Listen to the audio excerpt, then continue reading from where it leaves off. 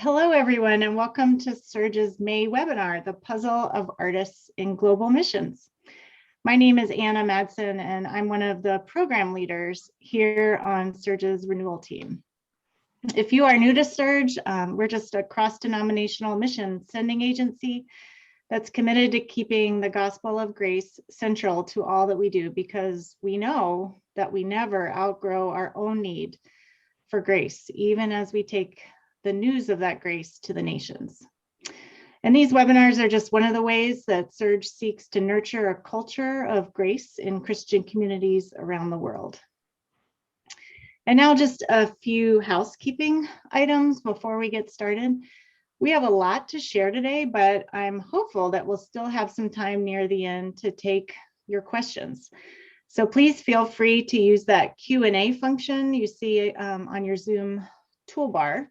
And you can submit your questions anytime along the way, and we'll just take as many as we can towards the end of the webinar. You may also notice that there are chat and raise hand functions on your screen, but we will not be using those functions today, just the Q&A function. And it might put some of your minds at ease to hear that while you can see the speakers on your screen, neither we at Serge nor other attendees can see you. Today's webinar is definitely a special one for us because we get to introduce you to several Serge field workers serving in various locations around the globe. And we'll be having a conversation today about what it means to each of them to live out their calling as both missionaries and artists. And towards the end, we'll get to see some examples of their work and other artists' work.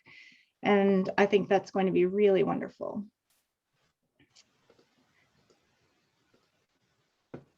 So hello, everyone. Hopefully everyone can see each other. I'm so glad that you could be here today live from all over the world. I think each square on the screen represents a different time zone. And I'll just maybe say your names at first, and maybe you can give a little wave so folks can know, put names with faces. So today we have KJ and Zsolti Visky in Cluj, Romania. We have Constance Macintosh Smith, who comes to us from London. And we have Bob Phillips coming to us from Amsterdam. So great to see you all. Let's just jump into our conversation today. Maybe just as a warm-up to get everybody talking, you can just each take like 1 minute to share where you grew up and maybe say again where you're living now and the focus of your ministry as you serve with Serge. KJ, Zsolti, how about you guys get us started? So I lived in Dublin until I was 6. My parents, Dan and Nancy Macho, were one of the first Serge missionaries to be in Ireland. And then I grew up outside of Philadelphia when we moved back to the States. And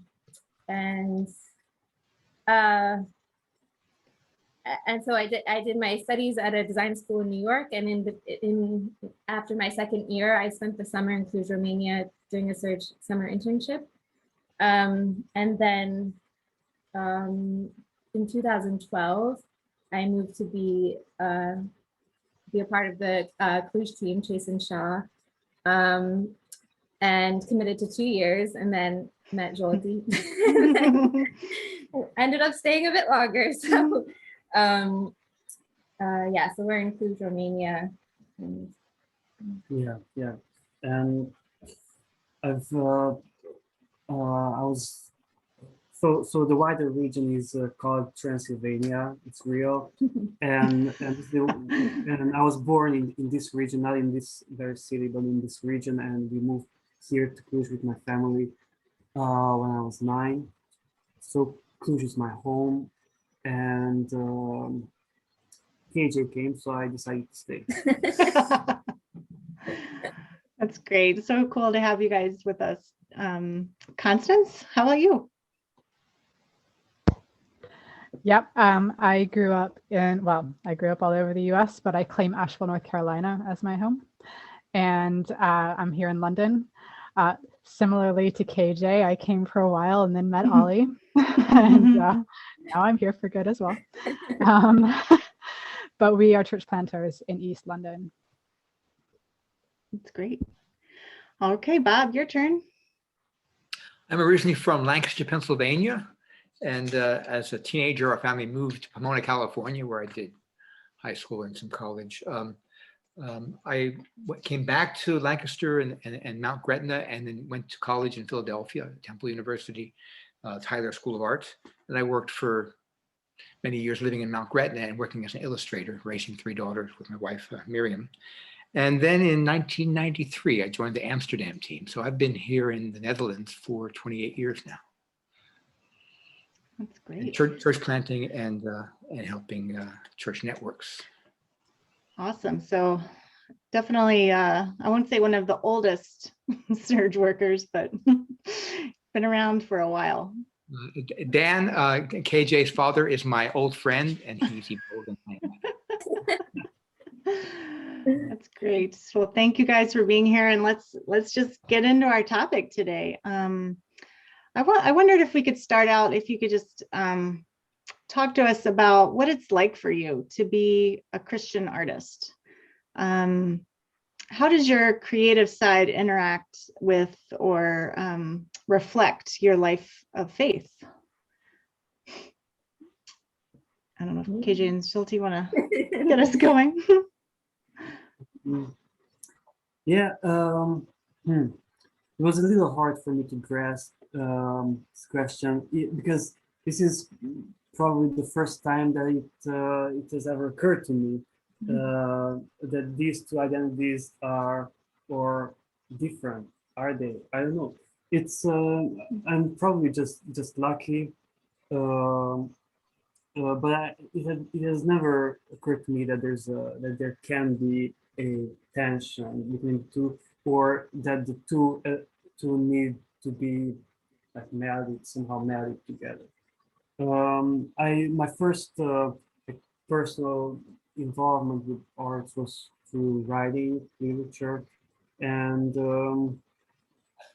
I've always, which I know it's a great privilege, but I've always been encouraged by my parents who are believers and people around me, both believers and non-believers, to write, to express myself through writing, and yeah, and probably due to this encouragement, it just never occurred as a conflict in my identity as a Christian. I felt at a relatively early age, I felt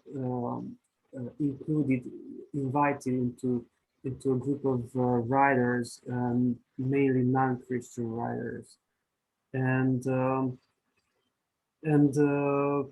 I've just experienced the openness on their part towards me, not as a Christian writer. I don't think I've ever been labeled as a Christian writer, which I hope it stays that way. Because I believe, I mean, I'm a writer just like anyone else in that group, which, yeah, I mean, of course, it's been a long time ago that these things change. But anyway, in some ways, I'm still part of this community, and I'm super thankful for not being labeled as a Christian writer, because I think I don't think there's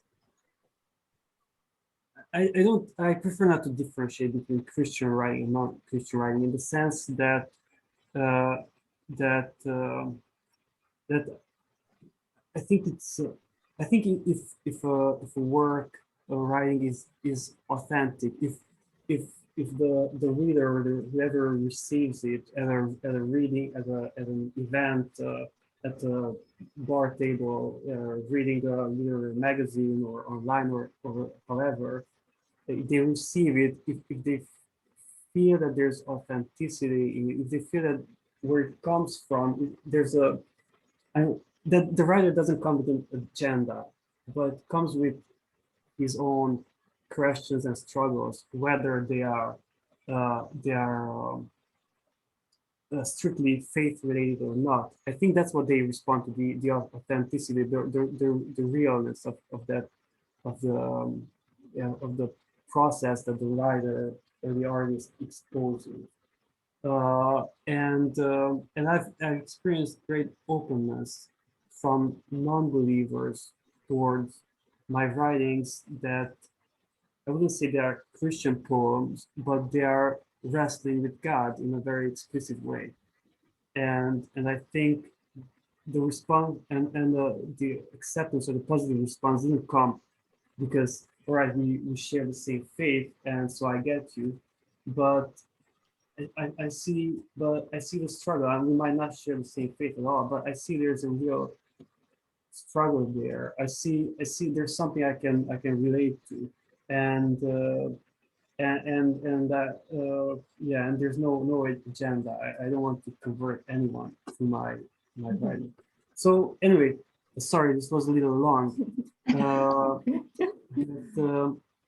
But yeah, I think I believe I'm in a privileged position because of the many things. But these two identities have never been an issue, or never felt like two separate identities to me. Yeah, I think for me, just struggling to know if my gift is valid, if it's important, feeling drawn to creativity. And then I went to a fashion school, and my family was very supportive, but other people in the church were like, doesn't the world have enough shoes? So I think that was the struggle to really, but don't there need to be believers in this fashion industry? And I really finding that people were just wrestling very explicitly with beauty and image, and something that I struggle with very much. And I felt it was actually a very eye-opening place that it was so concentrated what everyone was worshiping, and how could I create addressing those things, knowing the environment that I was creating in. And I struggled though to know, like, what does it mean for my shoes that I designed to be Christian? I didn't know, like they need crosses on them and or something. And then it was actually during my internship here, because Chase and Shaw had been a part of this artistic community working with people in theater and contemporary art, that they were very bold, and the people they worked with were very bold in their professional careers, but you could still say something truthful without necessarily always being so explicit, because you can't tame the Holy Spirit. So if the Holy Spirit's active in you, then it will be in your work, if you're pursuing that. And I think I found a lot of freedom in that, and trying to wrestle in whatever medium, and knowing that anyone can relate to what it feels like to wear a shoe. So I could create around that. And I don't think I would be actually on the mission field if I wasn't an artist, because I was drawn to Cluj specifically. And the internship that I had here really changed my perspective on being an artist, and also just just having a different perspective of the gospel. So if I didn't have that gift, I don't think I would be what I'm doing now. Yeah. How about you, Constance? Well, I'm going to say that I'm the reverse of KJ. I don't think I would be an artist if I hadn't come on the mission field. So I always wrestled with the permission to explore the arts. I come from a very sort of cerebral intellectual background and faith community. And things were not valid unless they ended up with a degree or converting someone to follow Jesus. And so I came to London to plant churches and do a philosophy degree. And I did those things. And then Jesus, in his wonderful way, disrupted a lot of things about my plans. And I got married and ended up in a completely different part of the city, planting a church in a really artistic neighborhood. And I said that I was going to explore art so that I would understand the people around me and have some language to communicate with them. Mm. And really, it was just a giant excuse because I had been wanting to paint since I was a little kid. But it made the space for me to say, oh no, I can justify spending time on this because then I get to have this common language with the painters in my neighborhood, which is true. And that's great. But actually, it turns out that the Holy Spirit speaks to me when I'm painting in a way that the Holy Spirit does not speak to me in any other time in my life. Amazing. Okay, Bob, what would you like to say about the life of faith and being an artist? Long story short, that I grew up in a family where I could draw. I wasn't good at sports. I had health problems, but my mother every week would buy me a tablet and I would draw. So I spent my whole childhood drawing, and I went to art school and I majored in drugs. And then I dropped out and hitchhiked, and then I came to faith. And then when I was married and had a wife and 3 kids, then I went back to art school at the age of 30. And I went to Philadelphia. That's how I met Jack and Rosemary Miller and New Life and Dan Matcha and all of that. So back at art school, I didn't feel like I knew how to support my family being a painter. I loved all my courses in school, but what I really liked best, what I could do best in the way I'm wired, is I like to capture the way light falls on the human face. I like the drawings of Degas in pastel. They're accurate but loose. And so I was an illustrator. I did drawings in pastel for book covers and magazine stories for 10 years and supported my family doing that. And it was a good run, but there came a time when I as an artist and a Christian, I felt like a slave to the printing industry. And I had friends who were going back and forth to Uganda, but having layover in Amsterdam, they decided to do a church plant in Amsterdam, and I felt so called. So coming to Amsterdam then, I ended up putting all my energies into learning the language, and I was the worship leader for 10 years. So there was a creative side to training young teenagers to be a worship team. It was a great thing. And only in the last 3 years, since I've been asked to help put together an artist community of Crossroads, have I started drawing and painting again. And we'll talk about that more later. But I guess one last thing is that I've been influenced in my years as a Christian from the books of Francis Schaeffer and Hans Rothmacher about integrating, explaining even for people why there's a place for artists. Because I had given up my entire art as being worldly, and then it came back around again with a sense that, a quote from Abraham Kuyper, there's no sphere of creation of which Christ does not say, this is mine. So that goes for writing and visual arts. I think I appreciate, Zolti, hearing you say that it's never been a conflict for you. And I also appreciate you talking about authenticity, but I confess it has been a conflict for me. It's been hard. And that's part of why when Anna and Serge came and said, can we do a seminar on the importance of artists and missions? It felt self-important to me. I think actually it's a puzzle for me. So that's why I requested that we change the title to The Puzzle of Artists and Mission. But your story about authenticity, I have to say this, the Dutch Catholic counselor, Henry Nouwen, was asked, why do you tell personal stories? Why don't you teach theology? He says, when I teach theology, people just think it's opinions. But when I tell my own personal experience, that personal experience hooks into a universal that people can identify with. And that's good theology. So I hear you doing that. Bless you. Yeah. Well, yeah, let's talk about that some more. You know, I think we did decide to title this The Puzzle of Artists and Global Missions. And I think to some extent, you know, maybe the identity of being an artist and the identity of being a Christian, maybe that's less puzzling for you. But what about the idea of being a missionary? You know, you're supported by folks to, you be missionaries, help people come to Jesus. How does that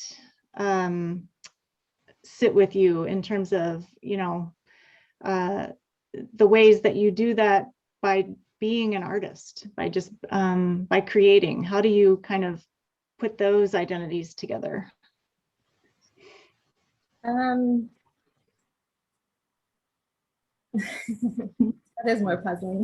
But, I mean, I think after I graduated art school, I didn't really create anything for 10 years. And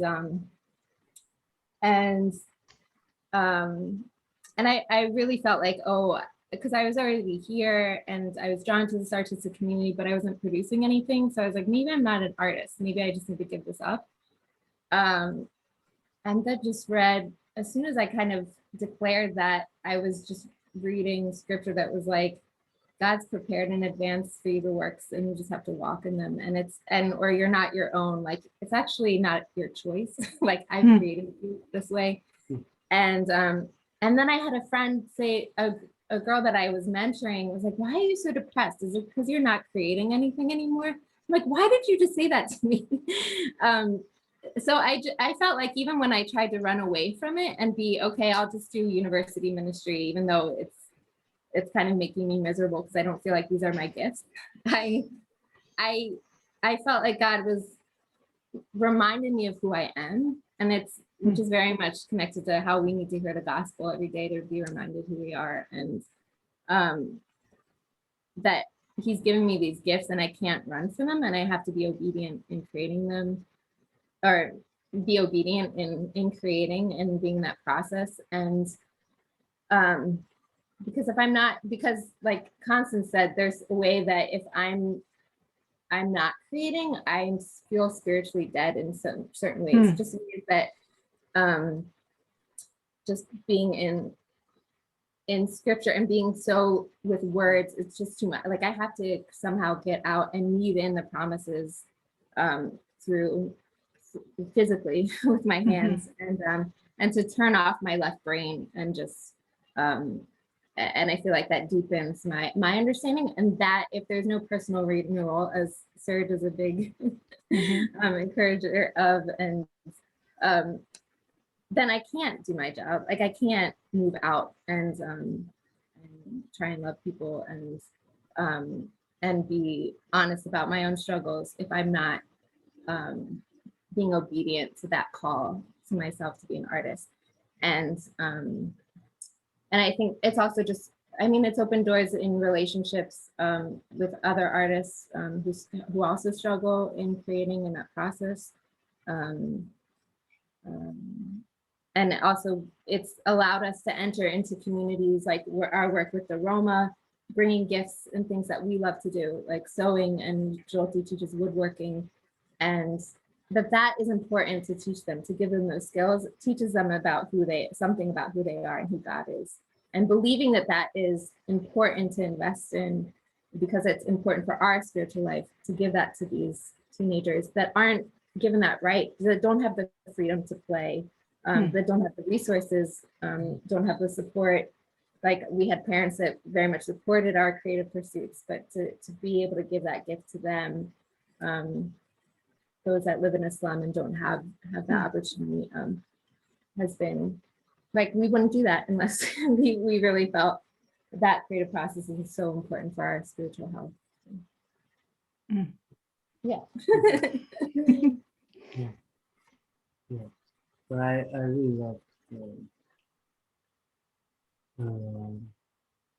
the way Constance was sharing about art as a common language, and I think that's super important. And yeah, maybe we'll share some more about it, because I think we probably. That's great. What do you think, Constance? This idea of merging, these parts of yourselves, creating art, and essentially being supported to be a missionary? How does that feel like a puzzle to you, or does it feel like it dovetails pretty well? It often feels like a puzzle, but I think that is because of my personal and American idolatry of doing stuff and being efficient. My lovely, lovely husband likes to remind me that I am not a human doing, I am a human being. And that's been said a lot of times, but I still miss it all the time. And so doing something like painting. I mean, I don't sell paintings. I don't have people banging down my door to see my paintings. But doing that is a moment that I'm investing in being a full human and letting God tell me who I am and call out the gifts that God has put into me.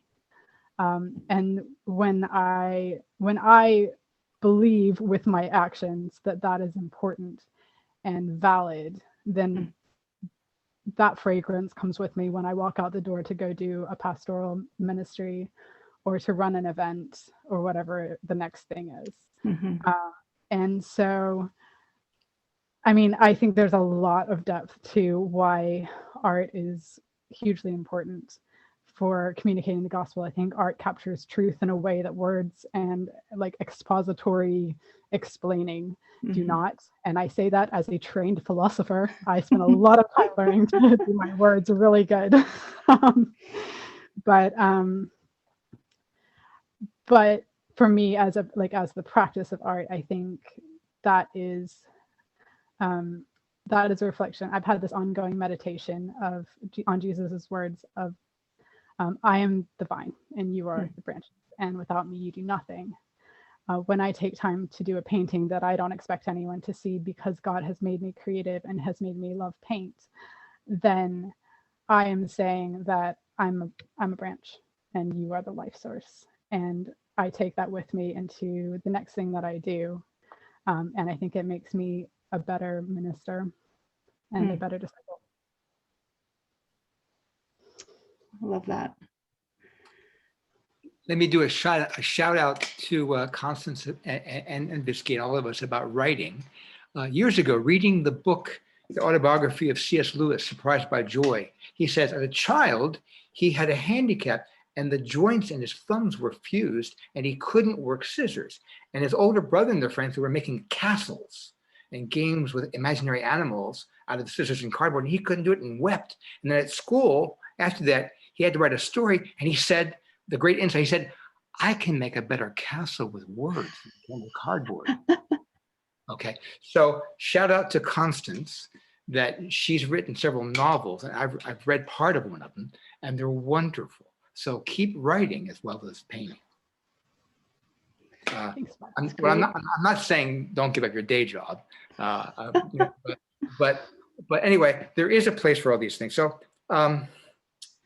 being a missionary, I feel it's like a boomerang, and I've given up being an artist and thrown it away, and it's come back at me. So I joined this team to be involved in church planting and evangelism through church planting in post-Christian, postmodern Amsterdam. And the people are not waiting for Americans to come and plant churches. There's really a lot of resistance. But it was a great adventure to make the music be beautiful. It was a great adventure to making the language be beautiful. And to learn poems, but to write poems in Dutch.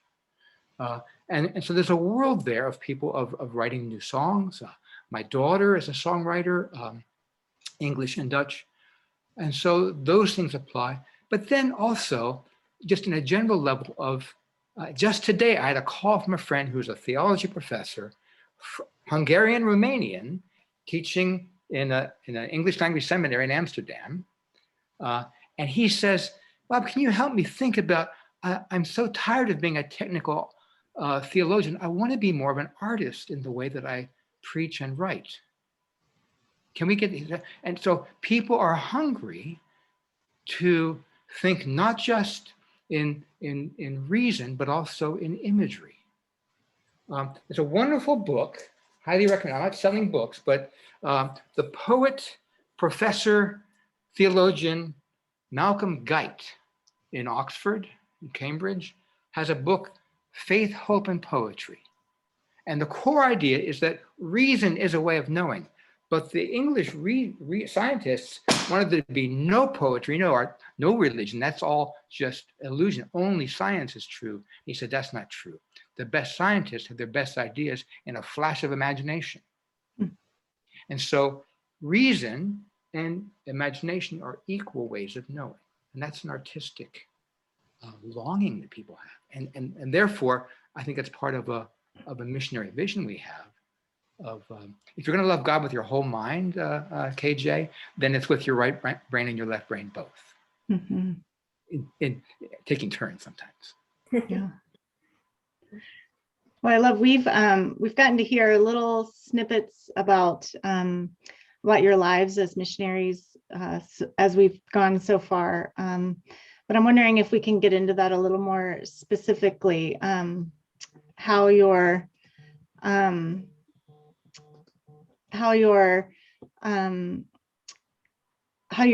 being an artist sort of fits into your life as a missionary.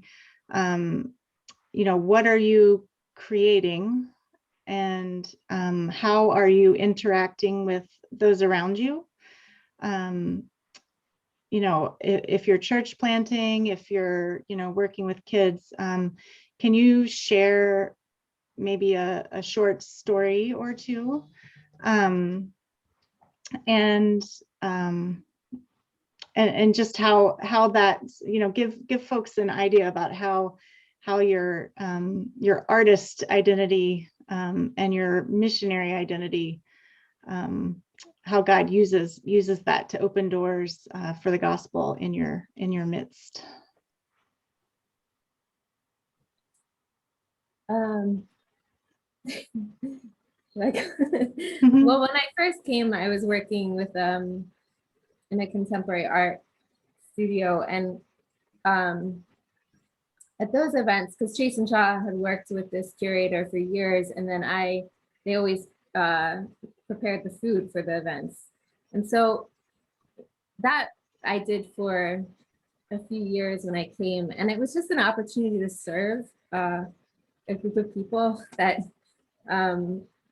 and interact with them, and not just talk about the event, but to know them as people. And I think there was one regular that always came to the openings, and we would always talk, and I would just ask about his life. Like, I never really, it was just an opportunity to love people that needed to be loved. And because I was drawn to those communities, and Chase and Shaw were connected because I was an artist, or I would help the, so more content. Just that these openings, this artist community is a predominantly non-Christian community. Yeah. And including this guy. Yeah.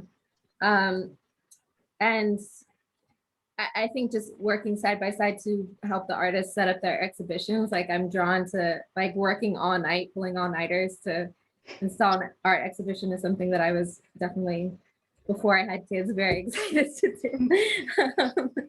Now I just want to sleep. But so that was kind of in the beginning when I wasn't creating my own artwork. And then when we started working with the Roma, I didn't know how else to pray and to process what it was like to be in that community. So I just created these visual prayers. So I was using images of the Roma and started making more iconography type of images, collages on Photoshop. And then as we worked with teenagers, using found objects in the slum and creating collages with them to kind of lift them up, because it's so hard to see their daily life, and we're not there every day seeing everything, and to hear their stories. And it was the only way I felt like I had to create something. I started showing it to a friend who's a curator, and she was like, just keep making them, keep creating. And then with her, we had 3 exhibitions, and then I also, a good friend of ours that grew up in the community. So we work with a lot of young people that grew up in the church, but they're not really churchgoers now. So they're very much struggling to find their own language of faith, and if they even have faith. And so my relationships with my 2 friends who are drawn to what I was creating, inviting them into my process and talking about the gospel with them, and how he's working in this Roma community, and how I realized how much creating has to be in community for me. Like, I need that time of isolation, but I also very much need to have a conversation. I find it very hard to articulate with words why I'm creating what I'm doing, or to explain my artwork. So they were like, you just create the images, and in our conversations, we'll put it into words for you. And so the exhibitions became them being a part of this artwork. And so not only did it just deepen my relationship with them, it just encouraged, sorry, I'm losing my train of thought a bit, but that was just really unexpected for me. And inviting people in, which is very much like being in community as a Christian. Like, I need people to speak into my life. I need them to speak into my process as an artist, and to not just tell me, oh, you're great, but to be honest, to say that's not working. And I need people to be honest about my own life. And so I realized how that mirrors, that's parallel, it very much looks like it's fellowship. And I think because the Roma is such an outcast community, they've been forced out of the city through a number of evictions. It's given people a different perspective on this community. And Great story about that. So these visual prayers were exhibited in our church, and the pastor was doing this confirmation class, confirmation class in a space that the images were exhibited in. And he was after the confirmation class, he was telling us with a glowing face that we had. I asked these teenagers, what do you think about the go around and just take your time to with these works, reflect on them, and then let's talk about it. And he was telling us with glowing face that there was a discussion, and this guy said, well, I hate them. I hate these images because I hate the Roma, and it started a discussion, and it was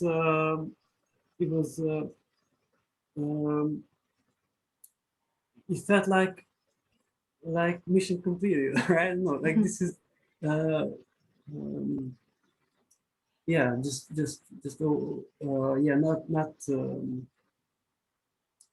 anyway, I think it was just exciting for me because I didn't expect that, and it gave such a strong reaction, because you don't it doesn't matter what you create, or you love it or you hate it, but that was like the authentic, like it brought out something really honest from someone about a people group that he doesn't like, and that our pastor could respond, like that opportunity was created because of my artwork. And that is something that I didn't expect, and I was just really encouraged that God was using it in great ways, and hopefully. Yeah. How about you, Constance? Do you have a story or two that you could share with us about maybe how your work as an artist has opened doors for relationships or for the gospel? Yeah, definitely. So in my neighborhood, like I said, there's a lot of artists, and we know this because every 2 years there is an event called the E17 Art Trail. That's our postcode, E17. And people turn their houses into galleries. People take over cafes. The last art trail that happened, 1 in 15 residents participated in some way. Like, there's a very high concentration of creative people here. And I had this sort of like tugging feeling like, okay, I got to get involved with this somehow.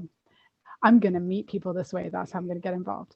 And so sort of the very last day that you could register an exhibition, my friend's like, oh, you need to talk to this person. They really want somebody to do art in the library and nobody will do it. And so I was like, oh, okay, I'll talk to them. And on the very last day, we got it in. And so I had been, as a way to push back against the mind-numbing experience of being the mom of a toddler. Toddlers are great. I really like mine a lot, but they sort of repeat the things over and over again. And they just take a lot of work and you don't get a lot of headspace for yourself. And so my little way that I had started pushing back against that was that as I was walking with my short person, I would have to watch the ground because he loved to pick stuff up and put it in his mouth, and that's not good. But I started noticing the things that are on the ground, and then I started taking pictures of them because some of them were very beautiful. And then I started having all these philosophical thoughts about how, like, actually, let's notice the things that are on the ground and they're beautiful. And that's how God notices us when we're broken on the ground. And I'd had all these thoughts. And so suddenly I found myself not just snapping photos on my phone, but getting professional prints made and putting them up in the library. And I thought, wow, this is scary.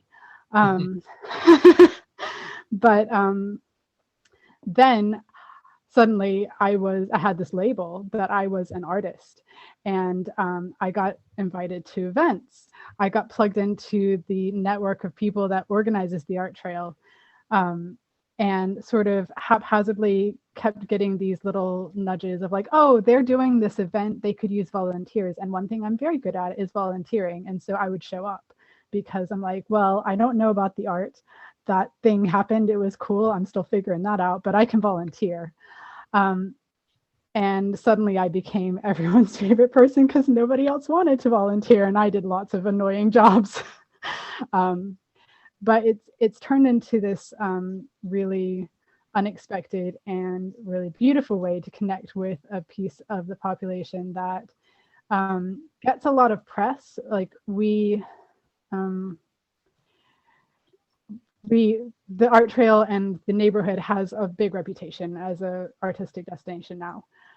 But a lot of that has turned into ways for small businesses to capitalize off living in an artsy neighborhood rather than actually supporting the people who do the work. And so I've gotten to make some really lovely relationships with some very, very hardworking people who put together these amazing events. And yeah, I will stop rambling. That's great. Bob, how about you? That's a wonderful example, though, of making new friends. Along the way, through the years, as I try to, like Constance talking about doing and being, I've spent most of the last 28 years being too busy, and it's not good. But when I would try to take time to read and pray and journal and keep a journal, I would find myself sketching in my journal and doing profiles of friends and then having a text in the background, like light coming from a window. And so I kind of wanted my world of reading and my world of people to be combined in these collages. And so what happened in the last 3-4 years is I started asking a friend, would you pose for me? And I get a profile by the window and then ask, what's your favorite book? And I get the text and then do their portrait on a text as a kind of a collage. And so the way that has been me being an artist in my life as a missionary is it's a gift of love to someone. I'm not trying to make a living doing this. I'm just trying to give a gift to someone. But then when I make a gift, it goes out to the world too. And I think about that too and in a minute, we'll see Jennifer Myrie, that she made gifts for her kids and they went out to the wide world then as books. So I think the thing that's there, and again, I always have a book for everything. Sometimes you have a feeling and then someone gives words for it. There's a wonderful book, Lewis Hyde, The Gift. And it's about how you could make a living as an artist, but just make kitsch, just make trash to make some money. Or you could do your sincere art, but not be able to live from it. But what if you did a gift for someone of love and then had permission to share it on beyond the world and made some money from it? So that was a new idea to me, Lewis Hyde, The Gift. That's great. Well, Bob, you just referenced the video. So if you're ready, we can go ahead and show that. And then I think you were going to take us through showing us some of the pieces that Serge folks have created. This has been too short and there's a lot of I people know. here, but thank you, KJ and Zolti and Constance for your wonderful stories. Thank you. Yes.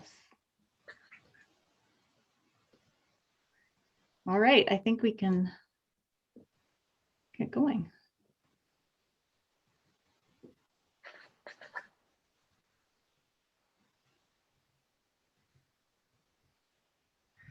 Hello, my name is Jennifer Myrie, and I was asked to talk for a few minutes about writing books as part of Serge's webinar on arts and faith. And so I have here the books that I've written. I started writing these over 10 years ago for my own children. I live and work in Uganda, and raising 4 kids there wasn't much in the way of literature that was relevant to their lives. So one Christmas, I decided I would just write them my own story, and we started reading it on Christmas Eve, and that was our plan for the days of Christmas, to read aloud, and that was a chameleon, a boy, and a quest. They liked it, so the next year I thought, I have 3 boys and a girl, better have a female heroine. So the next book was called A Bird, a Girl, and a Rescue. By that time, I had to do 4 for 4 kids. So then we had a forest, a flood, and an unlikely star, and a fever, a flight, and a fight for the world. So these 4 books are set in Africa with African characters, and yet they are a genre I would call magical realism, which I think is what we live in, a world that is both seen and unseen, stories that are unfolding that are part of God's big story.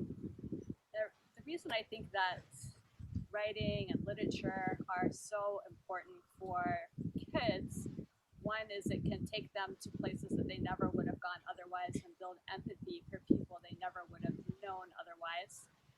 But as I've been reflecting back on it now with some distance, I think that a bigger issue is that by reading a story, you get to see the whole arc of what God is doing from beginning to end.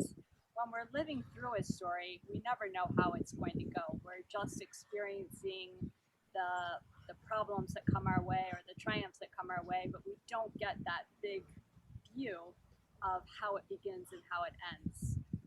And yet, when we get to see that, it encourages us that even though we don't see in our own particular life the whole story, we read other stories and we are built in our faith for what God is doing. So I would encourage all of us as writers and as storytellers to be bold in speaking out the truth of what we see around us and in telling our stories so that others can see the diversity and the beauty and the love of God.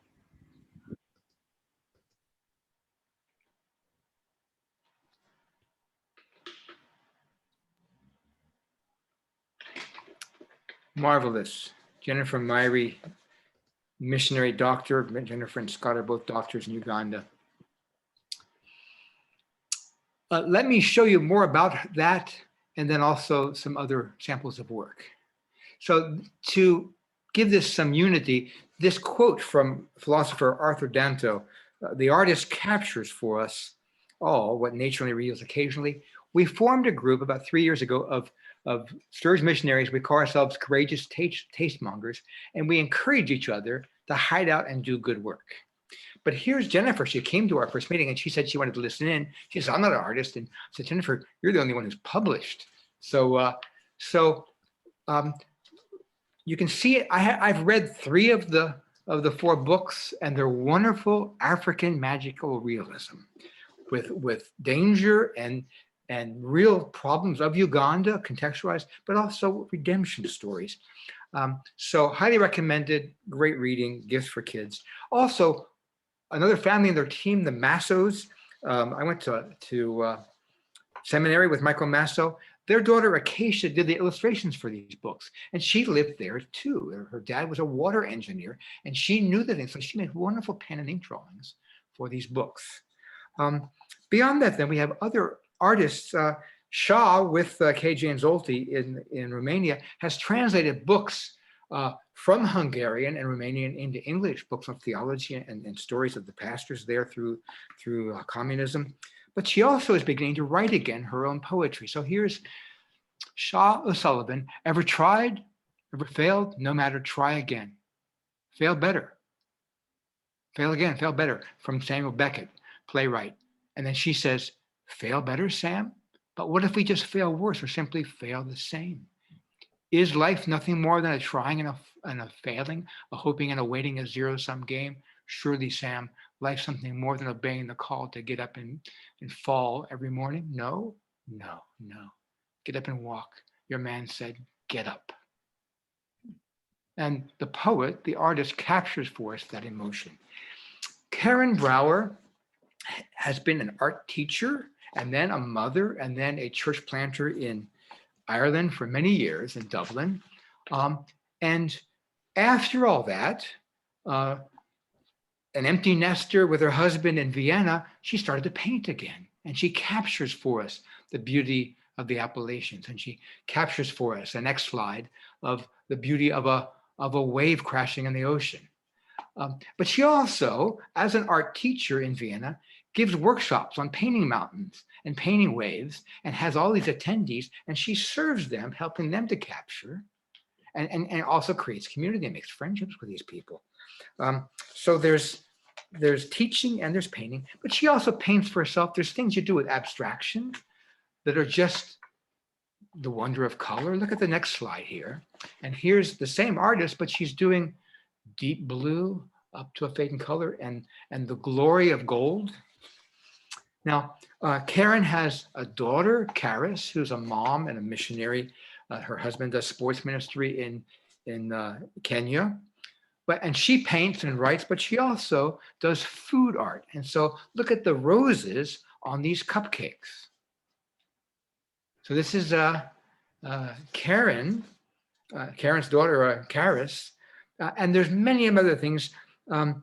Colleen in Ireland paints and draws and writes, but she also has something unique. She does stained glass windows. So here's next slide, Tree of Life in stained glass. Another one of our colleagues and friends, Leslie, years in Uganda and Kenya, but now back in America and coaching, raising her kids. But she makes a painting of a feeling of struggling, and she captures, look at this dark night. Imagine trying to find yourself home, lost on a path in the dark, in the rain, and what that feels like. And so it's abstraction, but it's also capturing an emotion. And then I have a brief section from a poem. We have a friend who has a poetry blog. It's Thomas Leonard is in Spain, but he's also writing just the last 2 sections here for Easter. His closest women ran toward the dawn, coming with their gratuitous guests, bringing hope, a refuge. It is love that believes that barrenness is not the end. Escape is exhausted into worship, surprised by goodness coming. And so painting pictures with words. Now, Constance, walking Thaddeus to school, captures, she keeps Thaddeus from eating the leaf, but also look at the veins on this leaf. And you notice little things. The next slide is another leaf, but it's drowning in a puddle. And there's this reflection, almost like Escher and his 3 worlds, so you get the view, the surface, the leaf, and the reflections. And so just capturing, the artist captures for us what nature gives us occasionally. In the next slide, you have someone out for a morning walk, but the morning light also captures these clumps of moss. And there's beauty everywhere. It's kind of like William Blake and To See the World in a Grain of Sand. So the artist captures, but Constance is playing with paint and color, and she's also, so here's an abstraction with color, but also again with kind of a splash of gold and something of glory. I have just 3 samples of the many things that KJ has done there in Cluj with her Roma children. So these are her Photoshop drawings of found objects and the young teenagers she works with, and these compositions. And these are her visual prayers. As she prays for these people, she prays in images. The next one, this is Maria. The next one is Natalia. And just the architecture and the pattern, the symmetry, the circles and reaching up, this layers of visual prayer here. The next one is called Tiger Boys. And here's these anonymous gypsy teenage boys with their clothes. And there's the tigers, Tiger Boys. So beyond that, then, we have people who are not thinking of themselves as artists, like Jennifer Myrie. Also, Eric and Jericho Bell are in Africa. They're missionary doctors, both of them, with their kids out in the village in Kenya. But when they take a day off, they're in Kenya.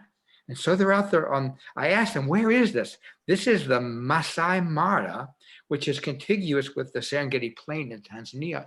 And it's just, we don't have trees like that where I come from. So yeah, he captures that. Eric captures this in his photos.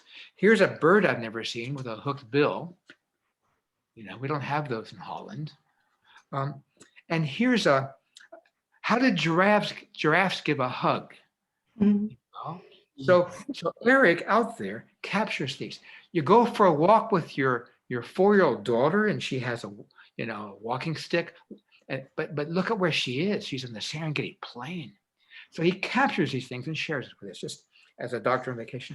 But let's say too that art it is capturing beauty, but it's also capturing emotion, alluding to something deeper, and sometimes it's painful. So Jericho writes a poem when one of her patients has a child that dies, and she's done everything she could. So I'm going to go ahead and read this. This is her grieving, and she shares it with us. And I asked her permission to share this. I drifted to sleep in my son's arms. I woke remembering the lifeless one I covered this morning. What went wrong? How could I turn it around? I did my best, but it wasn't enough. Save us, Lord, from this world of tiny graves where young mothers grieve and wail. Comfort, oh, comfort your people, oh God. This burden is heavy. It isn't light.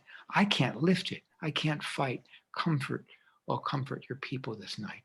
And so on. So the poet captures for us this emotion with these words and then shares it out to the world. When I was trying to find a way to be an artist and make a living, I was also working as an orderly in a hospital in Philadelphia. And so I started doing nursing magazine pictures. And so I had friends, my neighbors, pose for me in this embrace, and a story of the nurse comes in and someone from her synagogue is there dying of leukemia, her hair coming out, and instead of checking her pulse, she gives her a hug first. And so it's about nurses being humans too. And I became the guy who does compassion pictures for books and magazines for the next. It was a good run. And so I've done hundreds and hundreds of these. But then I stopped and I became a church planter, a missionary. I did music, I did preaching, I did language. But when I started writing again, I took this idea of taking text. So I came to visit our friend Geertruid and her husband Anton, some of our dearest friends, and she's there reading. Can I take your picture reading? Can I do a sketch? I did a sketch of her. And I said, what are you reading? She says, I'm reading the book of Esther. It's my favorite book in the Bible. It doesn't mention God, but he's all over it. And it's a woman who uses her role to serve her people. She said, I love it. She says, but sometimes I want to cry. And then I read The Townflouter, a book about a songbird in Holland. And so I made a photocopy on A3 big paper of several chapters of Daniel, of Esther, and then of The Townflouter. And then I drew a picture of here. And I was able to give it to her as a gift. But that got me started. I did a whole series of texts with portraits of people. Finally, last year in my church, Crossroads of The Hague, I was asked, Bob, would you do a drawing for our Christmas hope, a theme of hope? And I had a friend that had posed for me years ago, a Mennonite farmer, Jesse Weaver. And so I did him as Jesus. And I did it onto a photocopy of layers of Rembrandt etchings of the life of Jesus. And then again this year, Karen Brower asked, would you do something on the Lord's Prayer for the website? And so I did the Lord's Prayer in Greek with an English translation on top of my portrait of Jesse. And so I'm starting to move again, doing what I do. I'm doing profiles and texts combined. So those are, we have many other artists. I have to apologize, I couldn't show everyone, but we have a community of artists, and we're all struggling, and we're all too busy. And one of the puzzles is to give yourself permission to take time to be the artist, be the maker that your maker made you to be. And that's all I have to say about that.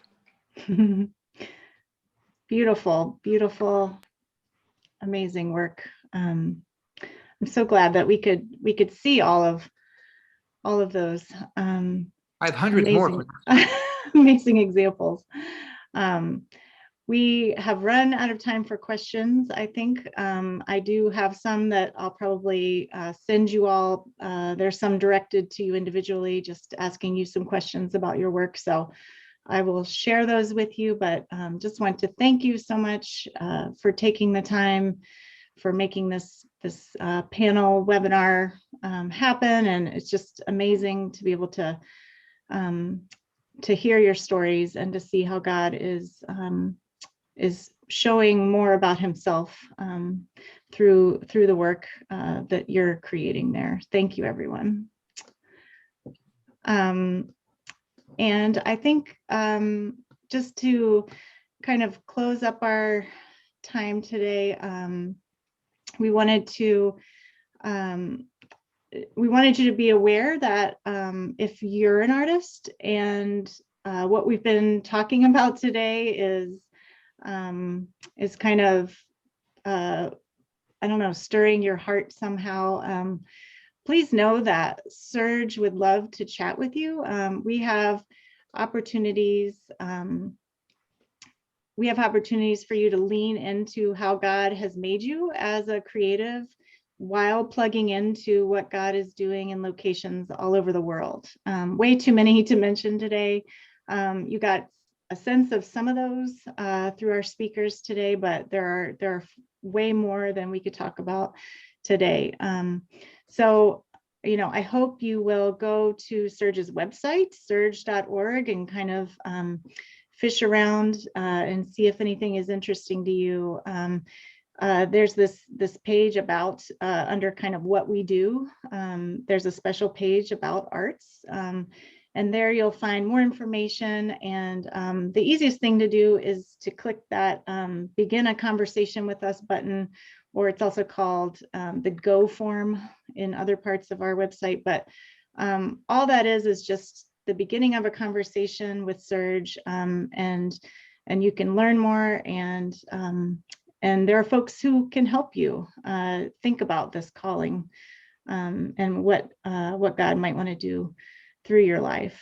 And for those of you who are watching today, we wanted to make sure you're aware of what we have coming up next. Our next monthly webinar will be on Wednesday, June 9th.